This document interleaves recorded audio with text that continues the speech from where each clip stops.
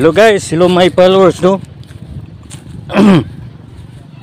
Ngita lang taganig kanuno na to para ato ang ipaniuto no mga kaidol no kay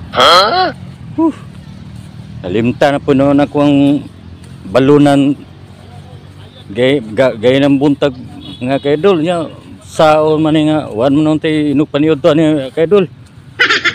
Tarong-tarong jud kog padulong dito sa kong motor no, so pag-abre na ko sa U-box kay kuha na kong balunan. Wa man day na, wa naman day akong balunan day madala. Ako na bet itong gi-plaster sa wa pa kong padulong sa kong sobrahan. Nabilin man day ay. Talim tanunan na ako mao gini magkatiguang na ta mga kaidol. Na edad-edad na ta ba? Na malimot kita no. Inoon di magyud na yun nga natural magyud na nga makalimot kita no mga kaidol no kay makalimot pa magani na mga batanon. Labi na gyud kita nga may sakto na sidad no mga kaidol no. Nagina saon ito ngita lang tanik kanuno kaning barbecue nga saging okay naman ni bam kabusog magyud ni. Kaon tanik duha ka buok na busog naman tani mga kaidol no. Limporte po ni mga mahala po nilang mga baligya di mga kaidol eh. Isod po kain po mga dollars po ning presyo din di buta ka buta ni agad mga kaidol no kay negosyo man po no.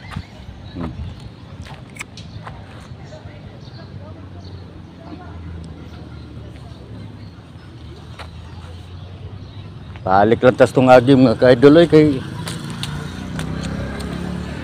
adto na lang ko sa kong suki tong may karinderya no mga kaon lang tayo ito mangutal lang sa ta mga kaidol kay wa magutay ugok ani ko nga ikabayad no.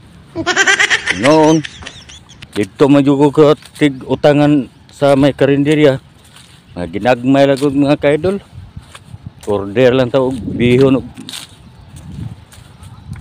kundi na ibulad na mais nga kanon no mga kaidol order lang ta na na busog na ta na imna duha ka basong tubig sakto na na idol okay na na idol no. Busog na to ang bitok ana. Lipay na kay mong bitok na to ana makakaon na ta na. Sa man limtan magyud ako ang balunan eh. Sus. May lag nabantayan to sa ko ang mga anak dito. Tuwara ba to nabutang na ko sa ato yung banggirahan kay ako ra magutog gi plaster daan mga kaidol.